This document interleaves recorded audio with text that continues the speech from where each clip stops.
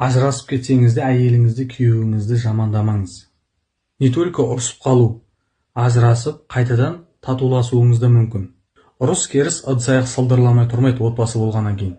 Бірақ татуласып бір-біріңізбен ойнап күліп бақытты болып кетесіздер. Ал жамандап қойсаңыз, сіз бір-бірлеріңізді жек көрініші жаман қылып көрсетіп қоясыз. Ажырасып кетсеңіз де сондай. Ажырасып қайтып татуласып отқандар көп. Заңды түрде ажырасып кетсе де. Бірақ бір-бірін қатесін түсініп тәубеге келіп татуласайын десе, екеуі бір-бірін жамандап тастаған, қыз әке-шешесіне, бала өзінің әке-шешесіне солай қосылайын десе, ата-аналары қарсы болып, бір-бірімен қосыла алмай жүргендер көп. Сол үшін жамандамаңыздар, ажырассаңыз да.